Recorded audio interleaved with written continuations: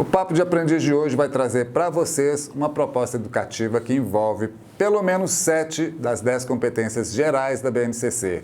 Conhecimento, repertório cultural, comunicação, cultura digital, argumentação, trabalho e projeto de vida e também a responsabilidade e cidadania. Nós estamos falando da educomunicação e educação midiática. Em tempos de fake news, é muito importante desenvolver um movimento pela ética nas escolas que trabalhe e desenvolva a cultura de paz. E é por isso que hoje eu trouxe uma pessoa aqui, das mais importantes do Brasil neste tema, que é o Carlos Lima, coordenador do Imprensa Jovem de São Paulo. Então, bora lá?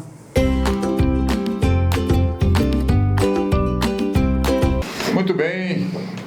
Este é mais um Papo de Aprendiz, o podcast do Aprendiz 21, e hoje com um convidado super especial, Carlos Lima. Seja bem-vindo, Carlos. Muito obrigado pela acolhida, por mais uma vez estar aqui no Aprendiz 21, esse espaço de acolhida mesmo, as boas práticas, as boas ideias e de muita produção de conhecimento. Maravilha, essa é a nossa proposta. Carlos Lima é professor da rede pública da cidade de São Paulo, radialista, educomunicador e coordenador do Núcleo de Educomunicação da Secretaria Municipal de Educação de São Paulo. Ganhador de 2 prêmios muito importantes, o Desafio Aprendizagem Criativa de 2019, onde estivemos juntos, promovido pela Rede Brasileira de Aprendizagem Criativa. E também o único brasileiro ganhador do Prêmio Aliança para a Mídia e Informação da Unesco. Que prêmios mais importantes? Como é que você vê esses prêmios aí, Carlos? Eu acho muito importante, primeiro, valorizando a questão da aprendizagem criativa, né? E eu acho que a educomunicação, que é da onde a gente desenvolve uma série de projetos nas escolas públicas para estudantes, desde a educação infantil até o ensino médio, é importante a gente valorizar os aspectos criativos e usando a comunicação melhor ainda. E esse prêmio, né, mundial que a gente ganhou durante a pandemia, o primeiro ano da pandemia, a gente demonstrou que a história, né, dos nossos projetos, e aí a gente fala em especial em Imprensa Jovem, que a gente pode falar um pouco depois, demonstrou esse potencial de a gente poder, ao empoderar os estudantes pela e com a comunicação, a gente consegue fazer com que o estudante também nos ajude no processo de uma educação de qualidade. É um trabalho de parceria. Eu acho importante a gente salientar que é um projeto brasileiro que pode ser implantado em qualquer parte do mundo. Que fantástico, né? Olha só, é a educação brasileira de qualidade sendo referência para o mundo. Então, quando a gente fala sobre comunicação, nós percebemos que na BNCC, né, entre as 10 competências gerais da BNCC, está lá a comunicação. Então, nós precisamos de trabalhar a comunicação, a educomunicação, desde a educação infantil até o final do ensino médio. Como é que você vê a importância e como é que você vê os desafios de se trabalhar a comunicação em tempos de fake news? Bom, a importância está aí, né? A gente está vendo aí um movimento de fake news, de desinformação, que está mexendo inclusive na política brasileira. Sem dúvida. Aliás, isso já vem há algum tempo. A questão das fake news, sobretudo nas redes sociais, tem gerado assim equívocos gravíssimos, né, nas decisões políticas, e a gente tem decisões que impactaram na vida das pessoas, por exemplo, na época da vacinação, agora, por exemplo, recentemente nas questões das eleições, e passada a eleição agora em todas as questões que envolvem, por exemplo, o uso das redes sociais, né? Com movimentos que acabam chegando, por exemplo, nessas redes, trazendo a cultura do ódio. E a gente não quer a cultura do ódio, a gente quer a cultura de paz. E por isso mesmo, a gente precisa pensar de que modo a gente pode formar a nossa população. Isso envolve estudantes, mas também envolve famílias, para que essas pessoas, os nossos brasileiros e brasileiras, tenham a capacidade de fazer leituras críticas dessa mídia que eles usam normalmente. Então, há uma importância muito grande para o que a gente chama de educação midiática. E a educação midiática, ela está na BNCC. Como você mesmo disse, a comunicação é um ponto ali de competência dentro da BNCC, que na Secretaria Municipal de Educação de São Paulo, viu, Alberto, a gente criou um movimento incrível chamado Estudante Tem Voz, que pegou a BNCC e estilizou, né, para o currículo da cidade de São Paulo uma coisa que a gente chama de matrizes dos saberes. Isso é uma forma, vamos dizer assim, daqui da cidade de São Paulo, de conectar a BNCC, mas de uma forma muito particular da cidade de São Paulo. Isso foi um movimento dos estudantes. Os estudantes do Imprensa Jovem fez um movimento que juntou 43.655 estudantes da cidade de São Paulo para decidir, ou para eles dizerem o que era para eles a educação, o que significa, o que seria necessário para uma educação de qualidade para eles. Então, a gente tem a questão dos desafios que você colocou, que é justamente esse: como fazer parcerias, a escola com os estudantes, para promover, na verdade, grandes encontros para melhorar, né, a ambiência escolar e também melhorar a qualidade da educação pública. Pois é, você fala de coisas muito importantes em tempos que nós estamos vivendo hoje, um tempo em que a tecnologia está disponível, a capacidade de comunicação está na palma da mão, no celular de cada um de nossas crianças, nossos adolescentes. E como é que você vê, então, essa questão da educação midiática, especificamente, em relação à questão da cultura de paz nas escolas?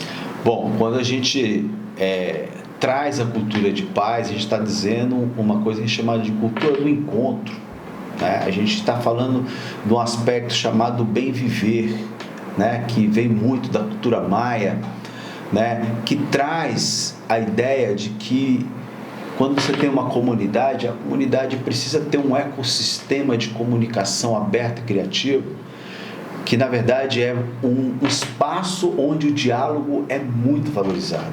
E aí, quando nós temos diálogo, não tem só fala, tem também escuta.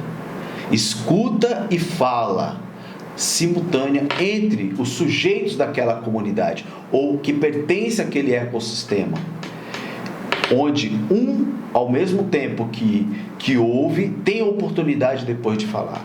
Você imagina se a escola pudesse criar ambiência em que professores e estudantes pudessem falar e pudessem escutar um ou outro. A gente teria aí uma cultura de respeito mútuo, entendeu? O professor passaria a respeitar as opiniões, né, e os desejos dos estudantes, e o estudante iria respeitar também essa posição de mestre que o professor tem para melhorar a vida deles. Então, seria um caminho de trocas. E a gente acha que a educação midiática, e aí a gente tem, por exemplo, a educomunicação como uma proposta, ele pode favorecer uma metodologia de aprendizagem em que você tem participação, colaboração, você tem autonomia dos estudantes, você tem, inclusive, os diversos usos de tecnologias que acontecem, mas de uma forma mediada, e temos também, né, além da produção de conteúdo, usando as linguagens, né, qualquer uma delas, rádio, TV, cinema, né, fotografia, você tem uma coisa que é muito importante: o aprendizado para a leitura crítica da mídia. E aí, a gente tendo essa aprendizagem pelos estudantes, nós vamos ter garantido direito à expressão, mas não há direito à expressão de uma forma, né, muito particular de cada um, mas um direito à expressão responsável. Porque dizem que a gente tem que ter direito à expressão. Mas espera aí, se eu posso dizer o que eu quero, como eu quero, atacando o outro, isso não é conveniente. Mas um direito responsável, né, à expressão é muito importante. E eu acho que a educação midiática, a educomunicação ajuda nessa ambiência, e por isso eu acho que ela tem que fazer parte, né, do dia a dia das aulas. conectando conhecimentos, obviamente, mas trazendo toda essa ambiência de expressão comunicativa dos estudantes. Muito bom. E a gente percebe que todo esse processo de produção de comunicação, né, é um trabalho colaborativo. Não se faz um trabalho, pelo menos o que eu entendo, não se faz um trabalho assim sozinho, individualmente, né? Eu acho que essa conexão entre o trabalho colaborativo e a comunicação, já na própria produção, na própria ideação do processo, já entra a ideia do respeito, da organização, das lideranças, que são, vamos dizer assim, características importantes para toda a comunidade escolar, né, para toda a convivência, né, das pessoas, da cultura de paz. Então eu vejo que esse processo de produção de comunicação é extremamente importante, porque ele envolve muito mais do que só a comunicação, ele envolve todo esse conjunto que pode levar à cultura de paz nas escolas. E aí eu quero perguntar a você como é que o Imprensa Jovem, o que é o Imprensa Jovem, como é que ele funciona nesse processo de produção midiática aí nas escolas em São Paulo. É interessante você dizer essa questão da participação. A participação da colaboração, na cooperação. Isso é muito importante. Porque quando você fala em participação, primeiro você está trabalhando com uma ideia de inclusão. Não é participar apenas daqueles que são melhores, que falam melhor, ou aqueles mais inteligentes da escola, ou aqueles que têm habilidades para poder desenvolver a comunicação. O processo de participação na prática comunicativa é enxergar também aquele estudante que está ali nos cantos da sala de aula, desertado. É um aluno tímido, é um aluno problemático que de repente dá algum trabalho na escola, é aquele aluno com deficiência, é aquele aluno que é de uma outra nacionalidade. A gente tem recebido muitos estudantes de outra nacionalidade, eles ficam segregados no canto. E isso, a gente precisa ter um processo de participação inclusivo. Né? Inclusive, né? Só para usar duas palavras aqui, com a ideia de como esse estudante enxerga o mundo. Essa coisa da pluralidade cultural, essa coisa dele enxergar, né, aquilo que eles acreditam, isso precisa estar no radar na hora de você provocar um projeto de comunicação na escola. Precisa ter voz, precisa ser plural.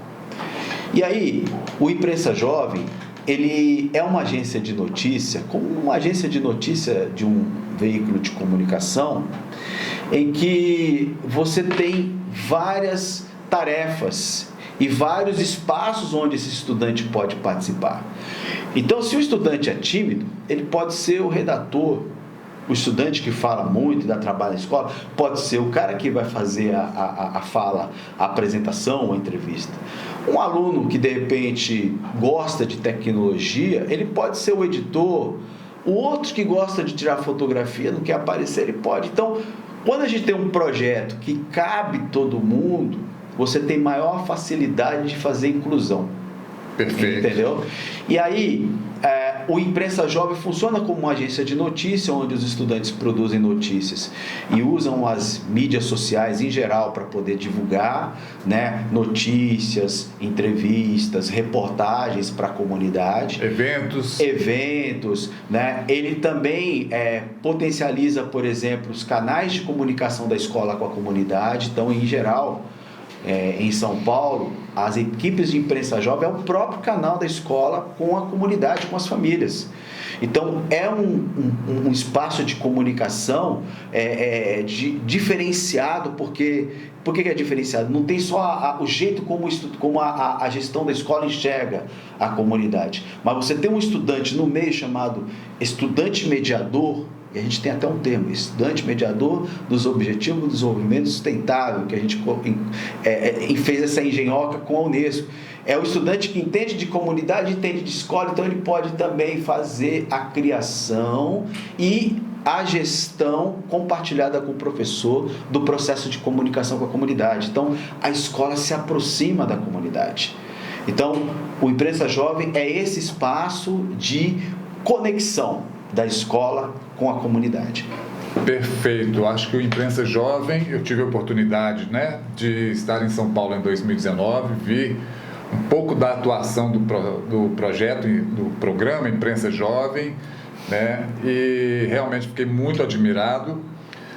Mas eu vejo hoje que a imprensa, a comunicação de uma forma geral e pessoas que estudam e estão trabalhando nessa área estão começando a se sentir um pouco acuados com a questão da inteligência artificial. Inteligência artificial que está chegando aí, produzindo textos, roteiros, matérias. Por enquanto, estamos arranhando apenas a inteligência artificial e está chegando também na educação, que tem assustado um pouco os professores e professoras. Como é que você vê o processo da chegada da inteligência artificial na área da educação, na área da comunicação, e nesse processo todo, como é que fica aí a formação dos professores para enfrentar esse desconhecido que cada vez mais bate às nossas portas aí? Bom, a gente tem que dizer que tudo que é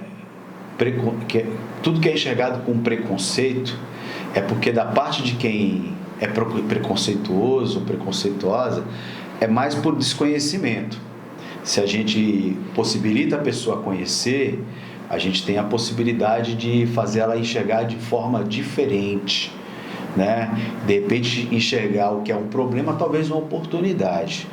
Eu não estou dizendo especificamente das inteligências artificiais, e aí o site, o ChatGPT está para deixar cada vez professores e muita gente temeroso. Mas, por exemplo, quando a gente fala, por exemplo, de projetos de comunicação na escola, uma rádio escolar gera possibilidade de preconceitos pedagógicos gigantescos. Há quem não tope a possibilidade do estudante usar, né, assim, o horário do intervalo da escola para poder colocar as músicas, para colocar a informação que são deles. Certo. E aí o que acontece? Você tem que pensar em que meios a gente pode fazer essa mudança de visão cultural em relação a esse tipo de prática que é dos estudantes, fazendo formação.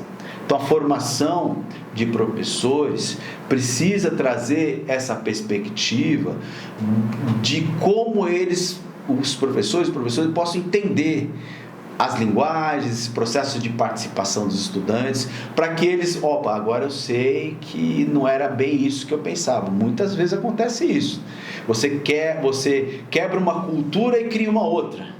Né, com a formação. Então, a formação de professores é muito importante. Bom, dito isso, a gente precisa cada vez mais aproximar a formação dos professores ao que está acontecendo na sociedade.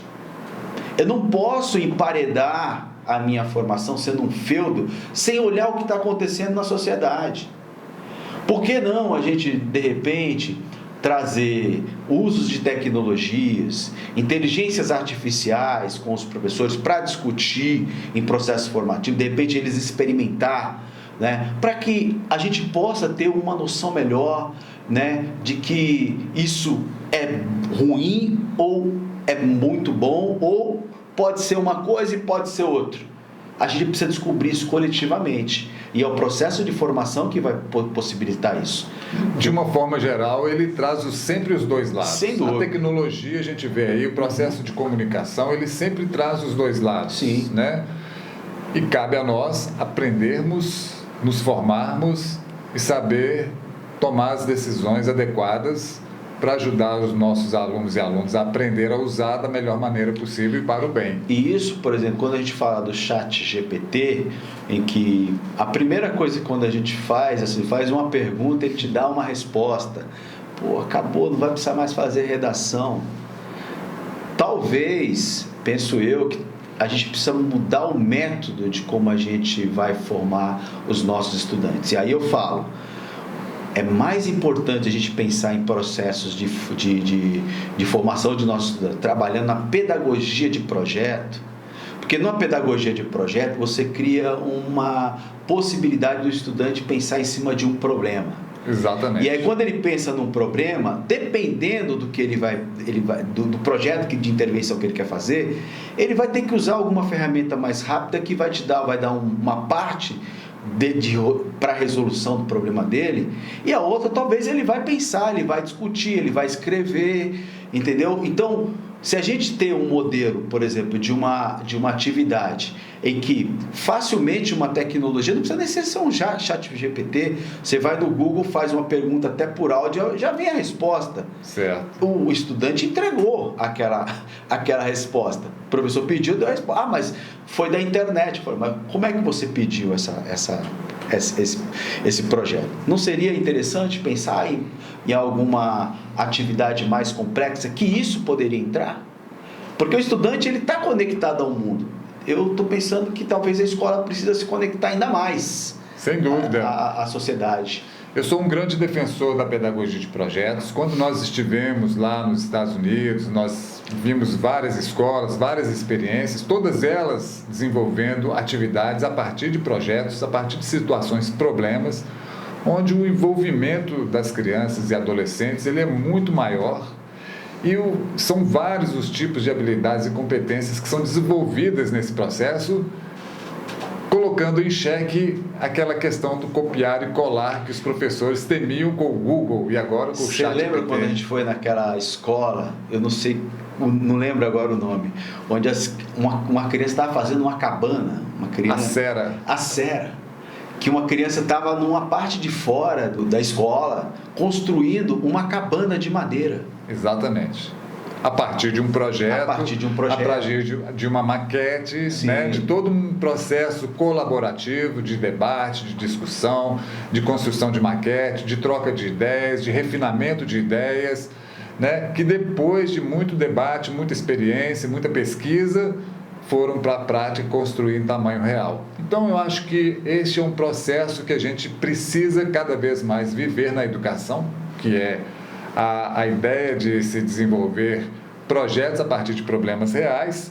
E aí a gente trazendo aqui para a nossa história do Imprensa Jovem e da comunicação, eu queria que você comentasse conosco aqui, trouxesse algumas experiências práticas que estão sendo vividas pelos estudantes lá em São Paulo. Bom, aproveitando essa história lá da escola lá nos Estados Unidos, na Serra, em que a gente viu essa criança construindo, né, uma cabana, que tinha um grupo de crianças que estava fazendo isso, a partir de uma maquete, quer dizer, um trabalho lá que o professor fez com essas crianças. Eu me fez lembrar alguns projetos interessantes de estudantes, que foi extremamente importante em 2020, quando a gente ganhou o prêmio lá da Unesco. Um projeto especificamente foi realmente muito importante para a rede toda. Duas meninas, Winnie e Ayla, de uma escola na Zona Sul de São Paulo, na região lá do Jardim Ângela, elas perceberam que quando chegou a pandemia, tinha que usar o Google Classroom, né, para fazer as atividades remotas. Só que chegou muito de cima para baixo, né? A secretaria conectou a Google deu conta para todos os estudantes e professores, abriu a plataforma e falou, olha, tem que usar isso para a gente resolver o problema da educação remota. Isso não aconteceu só em São Paulo, aconteceu no país inteiro. Só que essas meninas, olha que o olhar da empatia é muito importante. Quando elas viram que os seus amigos próximos não estavam conseguindo usar a plataforma, elas, como educomunicadoras, elas pensaram, poxa, que tal a gente fazer um vídeo tutorial explicando passo a passo como é que usa o Google Classroom. Foram 3 dias para que o vídeo, depois de pronto, alcançasse em apenas uma rede social 30 mil acessos. O efeito multiplicador de uma ideia, a gente falou um pouco sobre isso, né? Quando a ideia era só a ideia, Você pode ter 1 milhão de ideias. Como dizia o avô do sujeito que eu citei, um prato de ideias vale 10 centavos furado, se elas ficarem só nas ideias. Exato. Agora, se elas vão para a prática, e aí eu acho tão interessante o que você colocou agora, porque foram produzidos assim muitos vídeos tutoriais sobre o uso do Classroom. Porém, os vídeos foram produzidos a partir do olhar do professor. E esse que é o ponto de virada desse tipo de processo muito enviesado, é o adulto que tem que falar para o estudante. Não, a história de estudante falando com o estudante fez com que esse projeto de intervenção social que essas 2 meninas fizeram pudesse se espraiar na rede toda. E logo ganhou 50 mil acessos. De um vídeo muito fácil de você assistir, com a linguagem dos jovens, contagiar famílias, contagiar estudantes, contagiar professores. Então, a implementação desses tipos de projeto feito pelos jovens é a marca de que a gente pode sim fazer uso de todas as tecnologias que estão aqui e deixar que o estudante de alguma forma pense aquilo que pode ser importante para poder produzir um grande projeto de intervenção. Então, a gente tem esse caso, Alberto, e teve um caso também de um grupo de crianças que, quando teve um problema na vacinação, a gente falou de fake news lá, lembra no início agora do programa. Então, no grupo de famílias, né, tinha lá um sujeito disseminando fake news, né, nesses grupos de família, que fez com que todas as mães não levassem as crianças para tomar vacina.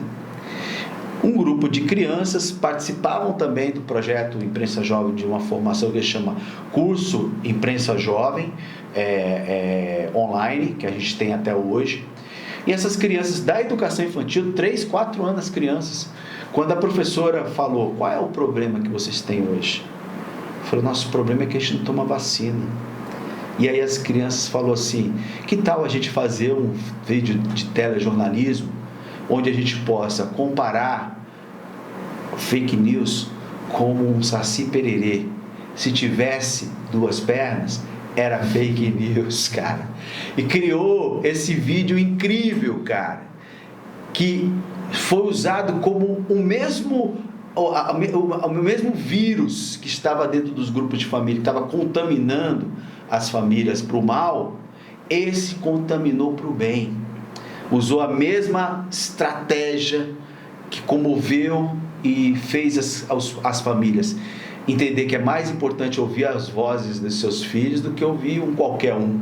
E de uma semana acabou o problema das vacinas. Todas as famílias acreditaram nas crianças, e isso mostra que não tem esse papel, formações dependentes de alguma temática que seja, que a criança não possa participar. A criança pode discutir qualquer tema, como também os adolescentes. Então, é essa amplitude que a gente acha que a educação midiática e a educomunicação pode oferecer à escola. Bom, isso mostra cada vez mais as crianças e adolescentes nos papéis ativos no processo da educação, né? E, a partir disso, eu sei que recentemente vocês lançaram lá em São Paulo uma ferramenta para potencializar a comunicação descentralizada nos órgãos públicos, que é o Guia Imprensa Jovem. Como é que esse guia funciona e como é que é o acesso a esse guia aí? Bom, a gente falou muito sobre imprensa jovem aqui e foi entendido pela Prefeitura de São Paulo que é um projeto que facilita muito a questão da construção da comunicação descentralizada. E a comunicação descentralizada, ele pode funcionar muito bem para que os órgãos públicos em secretarias diversas, saúde, direitos humanos, bem-estar social, meio ambiente, outros, possam criar modelos de comunicação com os munícipes. Perfeito. E também é possível, com essa proposta de comunicação descentralizada, você fazer movimentos, campanhas para poder fazer chegar mais rapidamente as políticas públicas.